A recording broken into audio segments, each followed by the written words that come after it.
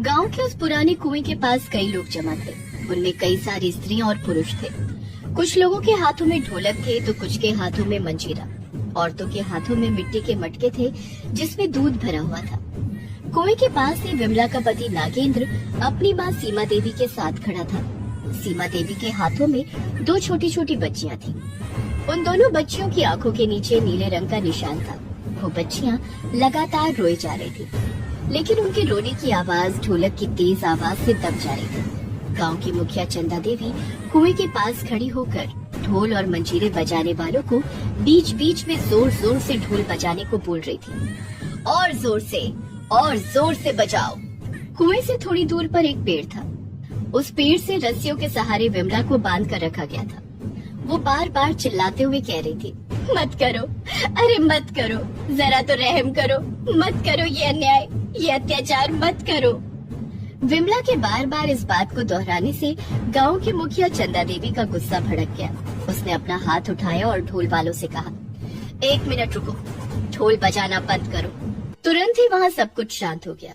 उसके बाद चंदा देवी गुस्से में दांत पीसते हुए पेड़ के पास गई और एक जोरदार मुक्का विमला के मुंह पर मारा। मुक्का इतनी ताकत से मारा गया था कि विमला का मुंह खून से भर गया, लेकिन इसके बावजूद भी विमला अपनी बात दोहराती रही, मत करो, अरे मत करो, जरा तो रहम करो, मत करो ये अन्याय, ये अत्याचार मत करो। चुप हो जा। तुझे पता है ना इस गांव में लड़कियां जन्म नहीं ले सकती, और जिसने भी लड़कियों को जना उसकी आंखों के सामने उसकी बेटियों को इस कुएं में डाल दिया जाता है। मत करिए, भगवान के लिए ऐसा मत करिए, मेरी मासूम बेटियों के साथ ऐसा मत करिए। बेशर्म औरत, तुझे समझ नहीं आ रहा है कि मैं तुझसे क्या कह रही हूँ? अरे यहाँ एक लड़की का जन्म गुनाह है, और तुमने तो 2-2 लड़कियों को जन्म देकर गुनाह नहीं पाप किया है, पाप। और इस पाप की सजा तुम्हारी बेटियों को अपनी जान देकर चुकानी पड़ेगी। उसके बाद गांव की मुखिया चंदा देवी ने अपने गुंडों को आवाज लगाकर वहाँ बुलाया और उनसे कहा, शेरा, वीरा, इस पापन के मुंह पर एक काला कपड़ा बांध दो ताकि ये शोर न मचा सके। उसके बाद चंदा देवी वापस से कुएं के पास गई और अपना हाथ उठाते हुए गांव वालों से बोली, गांव वालों, आप सभी जानते हैं कि इस गांव में लड़की का जन्म नहीं हो सकता, और अगर किसी ने उसे जन्म दे दिया है तो उस लड़की को हमें कुएं को सौंपना होता है। नागेंद्र की पत्नी ने 1 नहीं 2 लड़कियों को जन्म दिया है। ये इस गांव के लिए बहुत बुरा शगुन है। हमें इसे जल्द से जल्द मारना होगा। आप सभी तैयार हैं ना? हाँ, हम तैयार हैं। उसके बाद चंदा देवी ने गांव की औरतों से कहा, देखिए, सूर्यास्त के पहले हमें सारी प्रक्रिया पूरी कर लेनी है, इसलिए आप लोग जरा भी देर ना करें और एक एक कर कुएं में घड़े का दूध डालें। चंदा देवी के कहे अनुसार गांव की औरतें अपने साथ लाए मिट्टी के घड़े का दूध कुएं में डालने लगी। कुछ देर बाद सारी औरतों ने कुएं में दूध डाल दिया था। अब आप सभी लोग इस घड़े को तोड़ दीजिए और टूटे हुए भाग में कुएं से निकालकर थोड़ा थोड़ा पानी जमा करिए। उसके बाद उस पानी से इन दोनों बच्चियों को नहलाइए। चंदा देवी के कहने के बाद सभी लोगों ने उन दोनों बच्चियों को नहलाया। उन दोनों छोटी छोटी मासूम बच्चियों को तो ये पता भी नहीं था कि उनके साथ क्या होने वाला है। बच्चियों को नहलाने के बाद चंदा देवी ने उन बच्चियों को अपने हाथ में लिया और बजाओ, जोर से बजाओ। एक बार फिर से इकट्ठा लोग ढोल और मंजीरे बजाने लगे। इसी बीच चंदा देवी ने उन दोनों बच्चियों की ओर देखा और उनसे कहा, जा, तुम दोनों को मुक्त करती हूँ। ये कहकर चंदा देवी ने उन दोनों मासूमों को कुएं में फेंक दिया। पहले छपाक की आवाज आई, फिर उन बच्चियों के रोने की, और फिर सब कुछ खामोश हो गया। उन दोनों बच्चियों ने दम तोड़ दिया। धीरे धीरे कर सभी लोग वहाँ से अपने घर की ओर जाने लगे। विमला की आंखों से झरझर कर आंसू बहते रहे। वो बेचारी चीख चीख कर रोना चाहती थी। आखिर क्यों न रोती वो? 9 महीने तक अपनी कोख में रखकर पाला था उसने उन बच्चियों को, लेकिन एक ही झटके में सब समाप्त हो गया था। सब खत्म हो गया, सब खत्म हो गया। मार डाला इन राक्षसों ने मेरी मासूम को। सब खत्म हो गया, सब खत्म। लेकिन वो कहते हैं ना, जहाँ से इंसान को लगता है कि सब खत्म हो गया, ईश्वर वहाँ से अपनी कहानी लिखना शुरू कर देता है। विमला की वो दोनों बच्चियां मर गईं, लेकिन मरने के बाद उनकी आत्मा जो एक ज्योति स्वरूप में थी, वो इंस्पेक्टर सीमा, जो वहाँ से 700 किलोमीटर दूर एक शहर में रहती थी, उसकी कोख में समा गई। इंस्पेक्टर सीमा ने कुछ महीनों के बाद 2 बच्चियों को जन्म दिया। इन दोनों बच्चियों के भी जन्म से ही आंखों के नीचे काला निशान था। रमेश, कहते हैं भगवान जब देता है तो छप्पड़ फाड़ कर देता है। शादी के 10 साल बाद हम दोनों को माता पिता बनने का सुख इन प्यारी बच्चियों ने दिया है। भगवान का किस मुंह से हम शुक्रिया अदा करें। सीमा, हमारी बेटियों के आंखों के नीचे ये नीला निशान कितना प्यारा है ना। हाँ, बहुत ही प्यारा। इंस्पेक्टर सीमा और रमेश ने अपनी बेटियों का नाम दुर्गा और लक्ष्मी रखा। समय बीतता गया। दोनों बच्चियां माँ बाप के लाड प्यार से पलने लगी, लेकिन जैसे ही उन दोनों की उम्र 6 साल की हुई, एक अजीब घटना उनके साथ हुई। एक रात की बात है, वो सभी गहरी नींद में सोए हुए थे, तभी दुर्गा और लक्ष्मी दोनों जोर जोर से चिल्लाने लगी, हमें बचा लो हमें, वो मार देंगे हमें, वो हमें कुएं में फेंक देंगे, हमें बचा लो, माँ बचा लो हमें, माँ उस औरत ने हमें गोद में उठा रखा है, वो मार देगी, वो कुएं में फेंक कर मार देंगे हमें। अपनी दोनों बच्चियों को इस तरह चिल्लाते हुए देख सीमा और रमेश दोनों की नींद खुल गई। क्या हुआ बेटी, क्या हुआ? कौन तुम्हें मार देगा, कौन?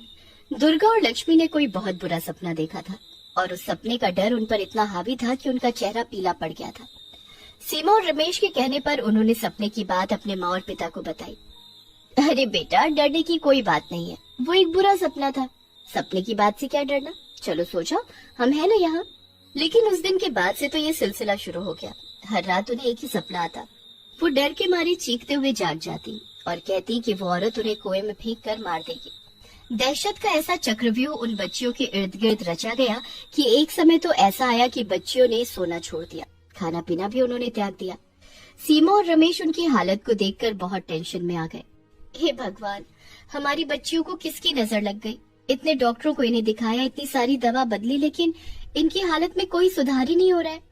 कुछ दिनों के बाद तो दुर्गा और लक्ष्मी ने जागती आंखों से भी बड़बड़ाना शुरू कर दिया। वो अचानक से चीखती और कहती कि माँ वो देखो, वो औरत खड़ी है वहाँ मुझे मारने के लिए। वो देखो, वो गांव के लोग कैसे ढोल लगाने बजा रहे और हमारी मौत का जश्न मनाने को तैयार है। माँ देख रही हो ना वो गांव, मायागंज गांव बहुत बुरा है वो गांव, बहुत बुरा। सीमा और रमेश ने अपने बेटियों की बात सुनी और उन्हें ऐसा लगने लगा कि सीमा, मुझे लगता है कि हमारी बेटियों को पूर्व जन्म का कुछ याद है और वही याद उन्हें परेशान कर रही है। रमेश, मुझे भी ऐसा लगता है। मुझे लगता है कि पिछले जन्म में इनकी हत्या हुई थी, लेकिन किसने की थी वो हत्या, और पिछला जन्म इनका हुआ कहाँ था? सीमा, तुमने सुना नहीं? ये लोग किसी मायागंज गांव की बात कर रहे थे। सीमा और रमेश ने मायागंज गांव को इंटरनेट पर ढूंढना शुरू किया, लेकिन इस नाम के तो उन्हें कई सारे गांव दिखे। लेकिन एक दिन जब वो कंप्यूटर के पास बैठे थे, तभी एक गांव की कुछ तस्वीरों को देखकर दुर्गा और लक्ष्मी के हाव भाव बदलने लगे। उनकी आंखों में दहशत साफ देखी जा सकती थी। सीमा और रमेश को समझ आ गया कि हो न हो ये वही गांव है जहां दुर्गा और लक्ष्मी को मारा गया था। सीमा, ये गांव तो यहाँ से करीब 700 किलोमीटर दूर है। हमें अपनी बेटियों को भी वहाँ लेकर जाना चाहिए। इंस्पेक्टर सीमा ने अपने ऑफिस से स्पेशल परमिशन ली और उस गांव की ओर ट्रेन से चल पड़ी। पूरी रात ट्रेन में सफर कर वो उस गांव में पहुंची। जब वो लोग उस गांव में पहुंचे तो रात हो गई थी। जब वो गांव पहुंचे तो उन्हें ढोल और नगाड़ों की आवाज सुनाई दी। उन्हें लगा कि गांव में कोई शादी ब्याह होगा और ये आवाज वहीं से आ रही है। ये सोचकर वो आवाज की दिशा में बढ़े और बढ़ते बढ़ते उसी कुएं के पास जा पहुंचे। आज भी उस कुएं के पास किसी छोटी बच्ची को मारने की तैयारी चल रही थी। चंदा देवी ने उस बच्ची को गोद में उठा रखा था। गांव वालों, आज फिर से इस गांव की धरती पर इस औरत ने एक लड़की को जना है और आपको पता है ना, लड़की को जन्म देना इस गांव के लिए पाप है, पाप। यहाँ कोई लड़की जन्म नहीं ले सकती और अगर जन्म ले लिया तो उसकी मौत होगी मेरे हाथों। लक्ष्मी और दुर्गा ने जैसे ही चंदा देवी को देखा, वो जोर जोर से चीखने लगी, माँ यही है वो औरत, ये हमें मार देगी, यही आती है हमारे सपनों में, यही है, हमें बचा लो माँ, हमें बचा लो। लक्ष्मी और दुर्गा के साथ उसकी माँ को देखकर चंदा देवी चौंक गई। कौन हो तुम लोग? इस गांव में कैसे आ गए? हम मौत है तुम्हारी, तुम्हारा खेल खत्म हो गया। बहुत हत्याएं कर ली तुमने, लेकिन अब नहीं। क्या करोगी तुम? मेरा बाल भी बांका नहीं कर सकती तुम। यहाँ मेरी सत्ता चलती है, मेरी। चलो भागो यहाँ से, मेरे काम में दखलंदाजी मत करो, नहीं तो तुम लोगों को मारकर यहीं फेंक दूंगी। शेरा, भीमा, राका, नागधन, पकड़ो इन लोगों को। लेकिन वे गुंडे कुछ करते उसके पहले ही पूरा गांव पुलिस के सायरन की आवाज से गूंज उठा। पूरे गांव को पुलिस ने घेर लिया था। गांव वालों, पुलिस ने इस गांव को चारों ओर से घेर लिया है। चंदा देवी का साथ देना बंद करो, नहीं तो बेमौत मारे जाओगे। पुलिस चंदा देवी और उसके गुंडों को पकड़कर ले गई। उसके ऊपर कई सारी बच्चियों की हत्या का मुकदमा चला। जज ने चंदा देवी को राक्षसी करार देते हुए फांसी की सजा सुनाई। चंदा देवी की गिरफ्तारी के बाद मौत की ये बहुत ही विभत्स प्रथा का अंत हुआ और उस गांव में